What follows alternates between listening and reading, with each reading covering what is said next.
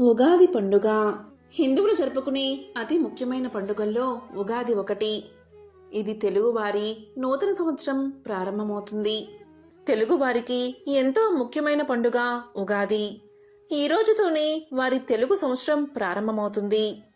ప్రతి సంవత్సరం చైత్ర శుద్ధ పాడ్యమి రోజున బ్రహ్మ సృష్టిని ప్రారంభించాడని, ఈరోజే శ్రీ మహావిష్ణువు మత్స్య అవతారాన్ని ధరించి సోమకుడు అనే రాక్షసుణ్ణి సంహరించి వేదాలను బ్రహ్మకు అప్పగించిన సందర్భంగా ఉగాది ఆచరణలోకి వచ్చిందని పురాణాలు చెబుతున్నాయి. చైత్రశుద్ధ పాడ్యమి రోజే కలియుగం ప్రారంభమైనది కాబట్టి ఇంతటి విశేషమైన రోజు ప్రతి ఒక్కరూ ఈ రంగులో ఉండే దుస్తులు కట్టుకుంటే సంవత్సరమంతా ఐశ్వర్యం కలుగుతుంది. మరి ఏ రంగు దుస్తులు కట్టుకోవాలో ఇప్పుడు ఈ వీడియోలో తెలుసుకుందాం. బ్రహ్మ నిద్రలేచి సృష్టి కొనసాగించాలని ప్రయత్నిస్తాడు. కానీ బ్రహ్మదేవుడు నిద్ర మేలుకుని చూడగా సోమకుడు అనే రాక్షసుడు బ్రహ్మ దగ్గర ఉన్న వేదాలను దొంగలించుకుని పోతాడు. వేదాలు లేకుండా సృష్టి చేయడానికి తగినంత శక్తి సామర్థ్యాలు బ్రహ్మ దగ్గర లేవు. ఇక బ్రహ్మదేవుడు శ్రీ మహావిష్ణువును మనసులో ధ్యానించగా శ్రీమన్నారాయణుడు బ్రహ్మ ముందు ప్రత్యక్షం అయ్యాడు.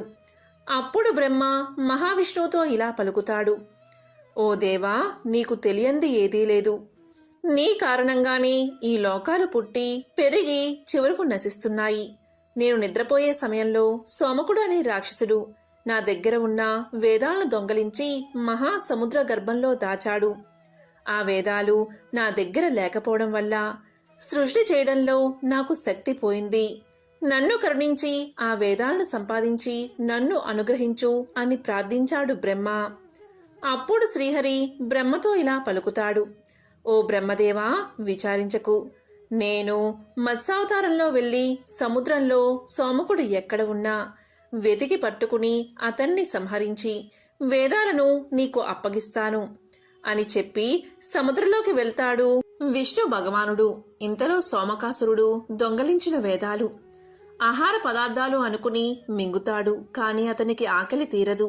ఆహారం కోసం సముద్రంలో వెతుకుతూ ఉండగా ఆ సమయంలో చేప రూపంలో ఉన్న శ్రీహరిని చూసి మింగేయాలని ప్రయత్నిస్తాడు. ఈ విధంగా శ్రీహరి సోమకాసుడి మధ్య భీకర యుద్ధం జరుగుతుంది. సోమకాసురుడు అనే రాక్షసుడు మహాబలశాలి అవడం వల్ల వారిద్దరి మధ్య కొన్ని సంవత్సరాల యుద్ధం జరుగుతుంది. ఆ యుద్ధంలో చేప రూపంలో ఉన్న శ్రీ మహావిష్ణువు తన కోరలతో సోమకాసురుడి పొట్టను చీల్చి సంహరించి అతని కడుపులో ఉన్న వేదాలను అలాగే ఒక దక్షిణావర్త శంఖాన్ని తీసుకుని బ్రహ్మ దగ్గరకు చేరుకుంటాడు. శ్రీహరి చేతిలో ఉన్న వేదాలు చూసి బ్రహ్మదేవుడు సంతోషిస్తాడు.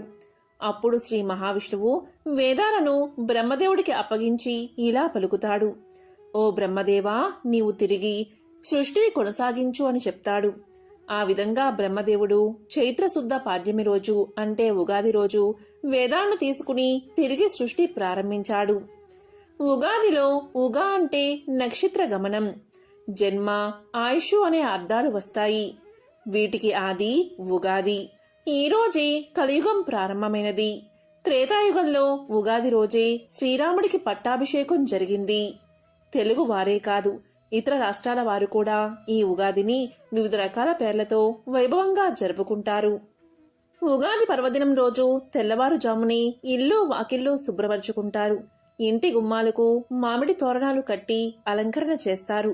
తలంటు స్నానం చేసి కొత్త బట్టలు కట్టుకుని ఉగాది పచ్చడితో దినచర్య ప్రారంభిస్తారు.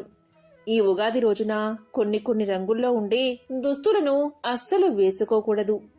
వేసుకుంటే చాలా ఇబ్బందులు పడాల్సి వస్తుంది.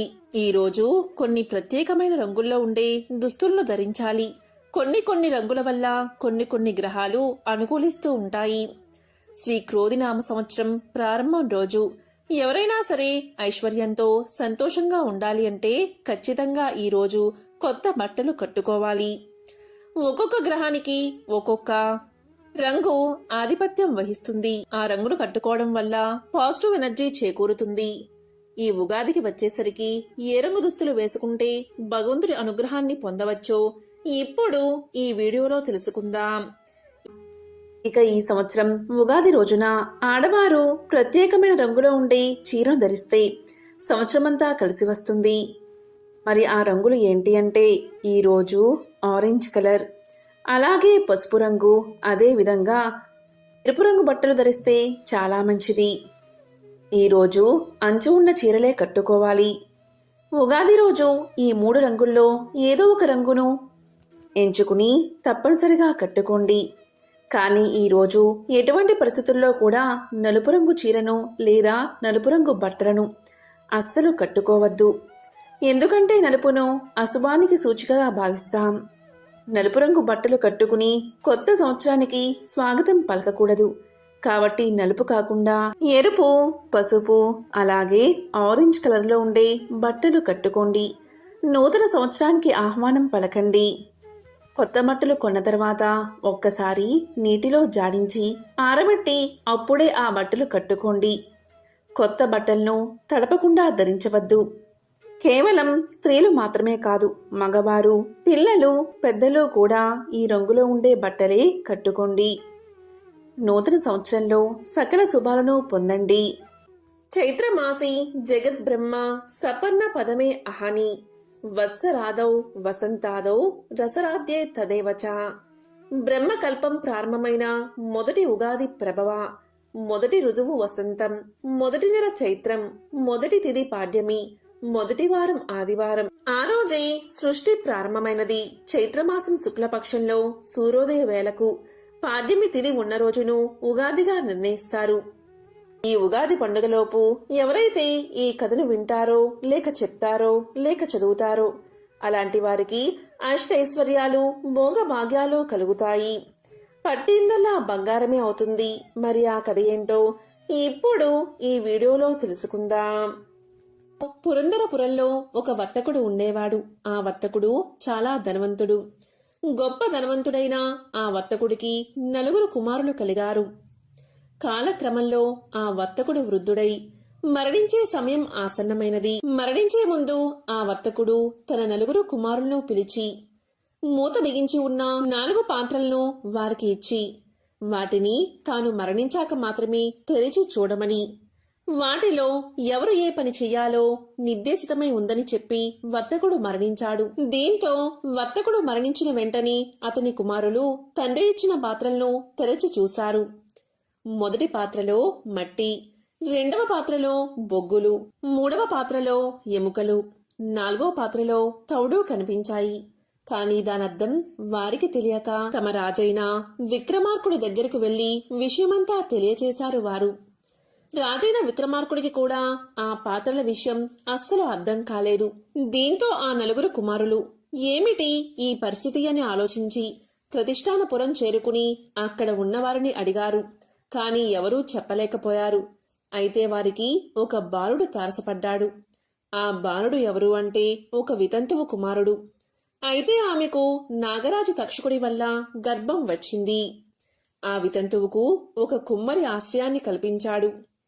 ఆ కుమ్మరి ఆశ్రయంలో ఉన్నప్పుడే ఆమె బాలుణ్ణి ప్రసవించింది. అలా పుట్టిన బిడ్డకు శాలివాహనుడు అనే పేరు పెట్టింది.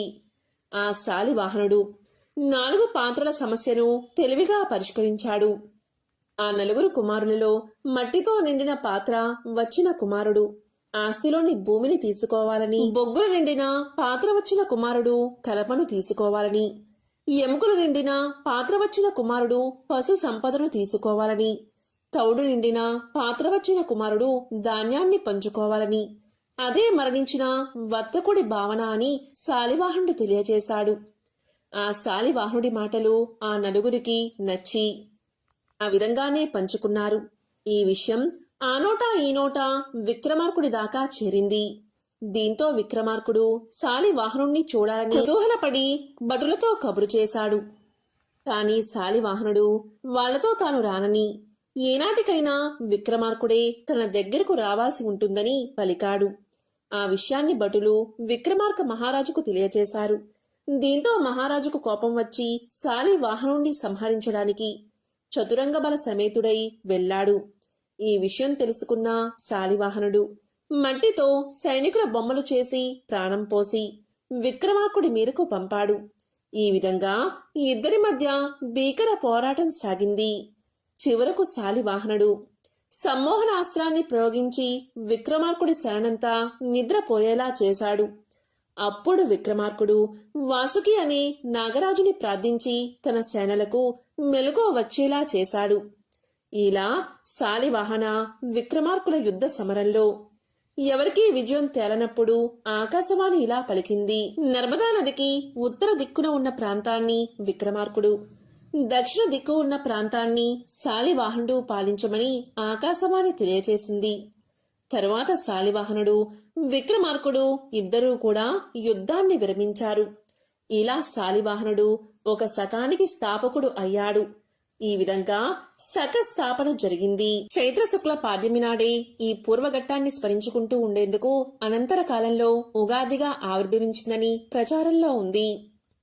తెలుగు సంవత్సరాలకు ఆ పేర్లు ఎలా వచ్చాయో తెలిపే ఈ కథను ఉగాదిలోగా ఎవరైతే వింటారో వారికి సకల ఐశ్వర్యాలు సిద్ధిస్తాయి, దేనికి లోటు రాదు.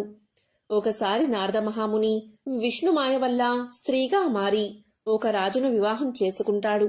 వారికి 60 మంది పుత్రులు జన్మిస్తారు. ఒకసారి ఆ రాజు తన పుత్రులతో కలిసి యుద్ధానికి వెళ్ళినప్పుడు అంతా చనిపోతారు. అప్పుడు నారదుడు విష్ణువుని ప్రార్థిస్తాడు. విష్ణువు కరుణించి ఇలా పలుకుతాడు, నీ పిల్లలు 60 సంవత్సరాలుగా కాలచక్రంలో తిరుగుతూ ఉంటారు అని వరాన్ని ఇస్తాడు. అవే తెలుగు సంవత్సరాలుగా ప్రస్తుతం మనకి వాడుకలో ఉన్నాయి.